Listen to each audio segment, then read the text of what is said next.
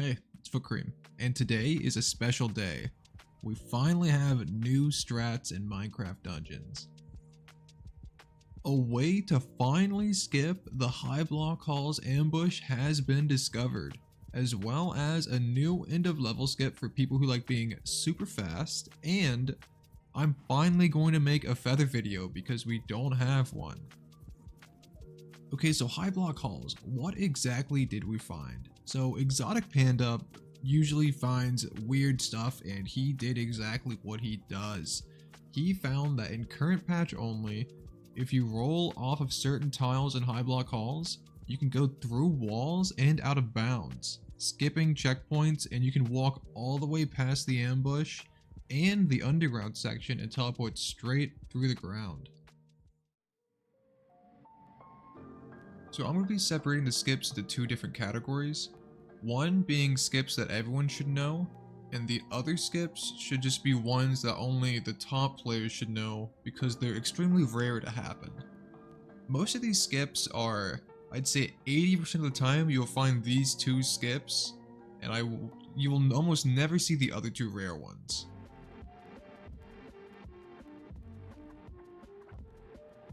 So starting off with our first one, this giant squiggly box here, I'm going to call it squiggly box or squiggly path, always has two skips on it no matter what. It could even have three.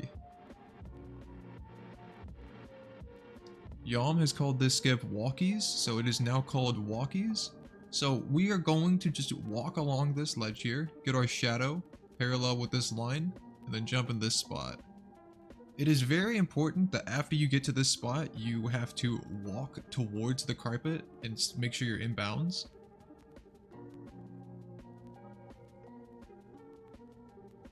Also, you have to be above 75% HP to do any of these skips, so always have a potion with you.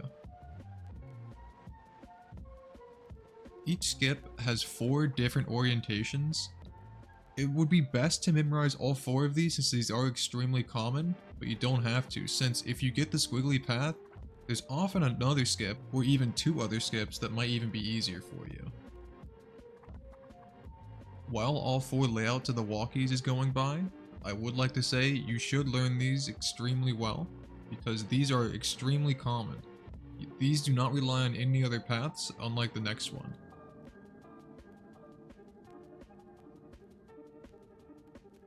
Now we are moving on to the box jump. Now the box jump does actually matter what tiles are below it. Now if you look at this box tile right below the box that we're standing on, you will see that it's extremely good for skipping. It has no teleport barriers on the side outside of the map, so we can go straight down out of bounds every single time without worrying about our position. Do note that if we're on this box, you can just roll anywhere, it just matters on what tile it's connecting to. So this giant line right here, we actually can't roll off on the left side at all, which we normally would. We have to roll across on the other fence and then roll off on that side. I would like to note that the right side, it doesn't exactly have a precise jump, so you don't have to line it up, so you could just YOLO it, but for consistency purposes, you could learn it.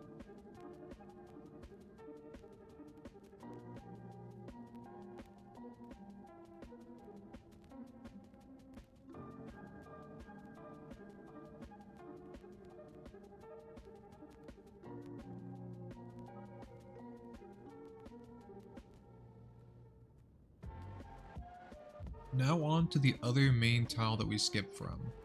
The other one was the squiggly line. I'm gonna call this one candles, because both sides that we can do skips on have candles on them. Just like squiggly line again, this tile could also have 1 to 3 different skips on them. So if you don't know one, you could easily walk to the other side of it and just skip it from there. First thing we'll be looking at is called double candles. It's on candles on both sides. I would like to say you can jump off of both sides of the candles, the left sides and the right sides, but I just usually do left sides for consistency, and the jump is really easy on most tiles.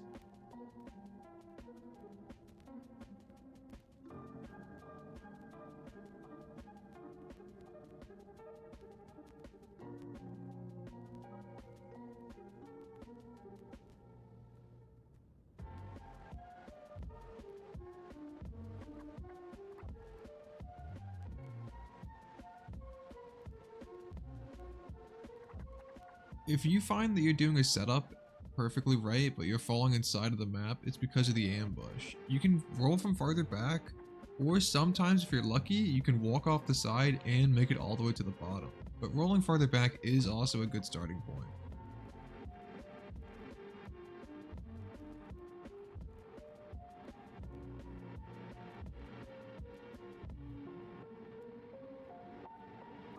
There is some issues whenever you're jumping into the key tile itself. Doing these skips do save time over key, but I recommend if you're trying to jump into the key tile, that instead of going for some crazy setup, just go for the key itself. I don't think the time save is worth it. And now for the opposite side of the candles, this is single candles. I do my lineup on these two stone blocks with a line in the middle. Just like the last time, you can jump off of both sides, but since I have a very specific block on this one, it's very easy to set it up consistently on all four layouts.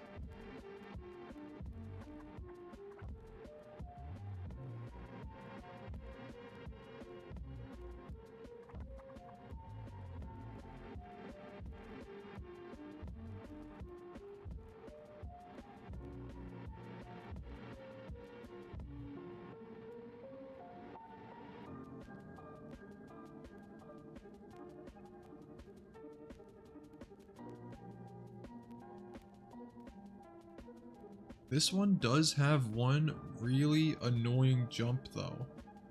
The top left doesn't work whenever it's on this tile, and you have to go to the right side, jump very specific in this location on these candles, and then while you're doing that, hold left click to walk towards the level.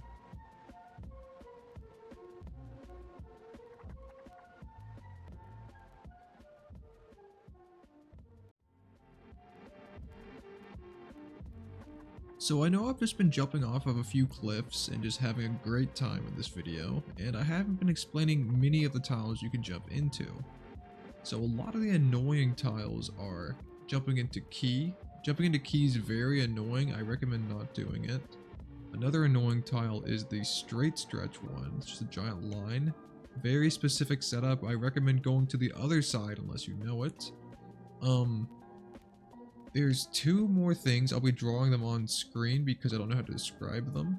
But the big ones that are really good are the box, the U. But for the most part, those are the two that are completely guaranteed. There are a lot of tiles in this game and they can be oriented in 4 different ways, so I haven't found every single combination that can happen. But I recommend just trying it for yourself and getting a feel of it.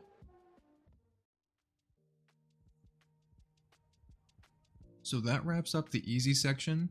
This is like, I would say 80% of the skips are done in those 2 tiles from either the candles, walkies, or from the box. And the most important thing out of all of them are walkies doesn't require another tile to jump into. The good tiles to jump into are usually box or U.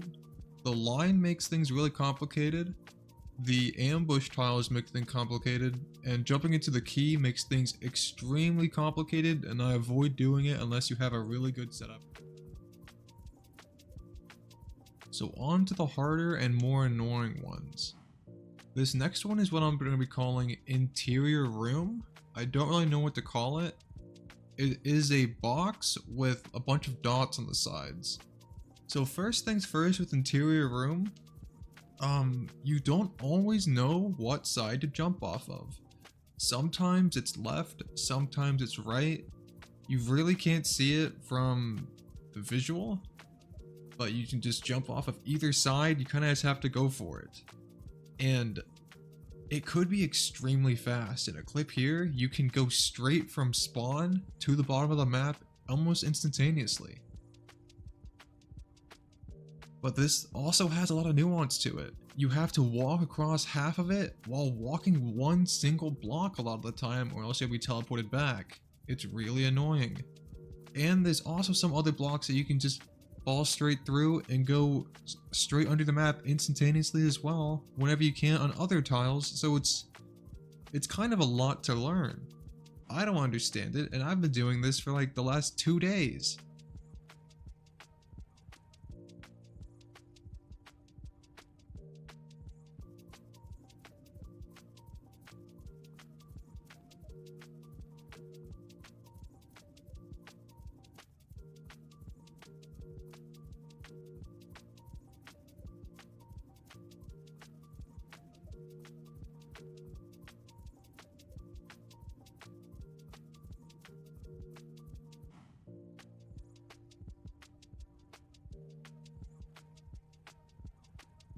And lastly, I'm going to be calling this one the annoying room.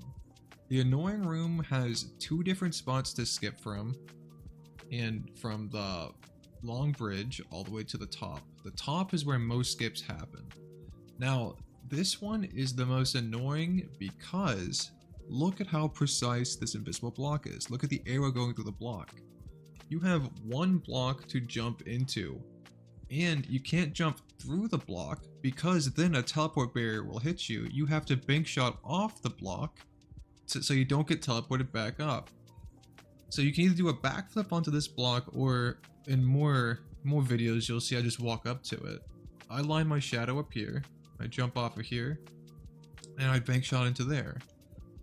But look at this next one. This is the most precise thing that is in this game. Look at how I missed this jump. I'm gonna like leave my cursor on the screen or do something in editing. But look at this next one. Pixels off. So to make this jump, this is on one of the ambush doors, so you would have to skip this. You are bank shotting off of the block, but there's also an invisible wall in front of you that if you touch, that you will get teleported into because of the ambush. So if you have this, you have to get a second bank shot off of a second wall that is extremely precise. That's like moving pixels over. Oh, I can't imagine hitting this on PB pace. I would, scream.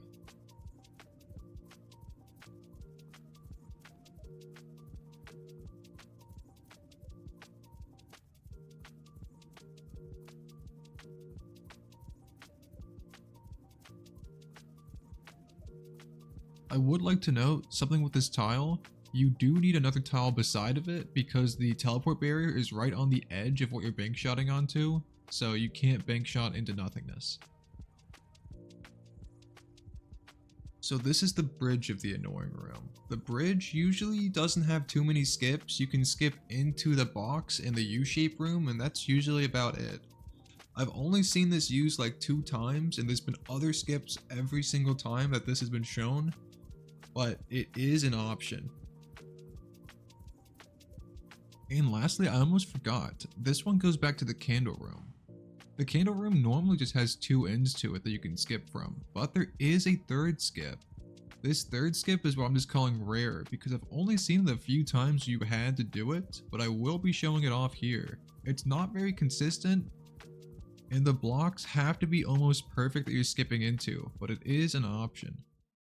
So that wraps up all of the skips that we found in Highblock Halls, and now I'll be moving on to the new end of level skip. So what is an end of level skip? Normally, whenever you click on the door at the end of the level, you have to wait 5 to 10 seconds for the timer to count down, and then you go to camp. We can avoid all of this with this technique.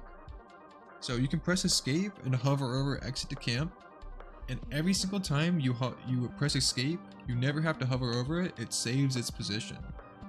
So now when we walk up to the door, press escape, escape, and enter, this menu will pop up like we're still in escape, but we're not. So you can move around with the black bar, and then press go to camp after you click the door, and you will instantly save 5 to 10 seconds. Now there is an even faster method of this that requires a lineup, and it's very precise. I only recommend people who are trying to save every single frame to go for this. So for the lineup, you have to click first next to the door. You have to be aligned with the door to do this. You also have to have the same menu saving as last time over the camp. So you walk up to the door, you put your mouse in a very specific spot in between these two icons. So at this very specific spot, I kind of recommend putting a piece of like sticky tape over your monitor or something that's very skinny, because these buttons are very big and extend way past their hitbox.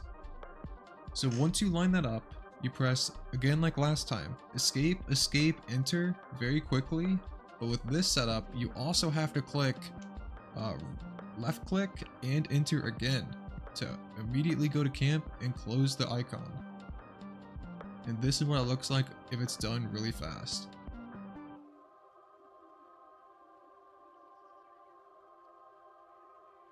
So where do you do these menu lineups beforehand? Well, in Creeper Woods, you do this while jumping off of this cliff, and every other level has either a boss or an ambush where you can easily set it up without losing any time. And lastly on this video, we're talking about Feather Skip. First of all, how do you get the feather? The feather in 80% is only obtainable in Highblock Halls, which is the level we do right beforehand. You have 3 chances to get it. 1 from the pig in the well, 1 from the end of level chest, and 1 from the obsidian chest in the middle of the map. In current patch, the only skips that work are the feather skips, so you will have to learn these if you are running current patch, and probably current 80% as well. So I will just let the video play here because these setups are very straightforward. I walk into the outermost ledge, press shift in a very specific spot where my mouse cursor is looking. I then root myself and swing a couple of times. You don't exactly have to go this slow on all of them, but I do like to give myself some room to just let the camera sink back down into a normal position before I press my D, which is my feather.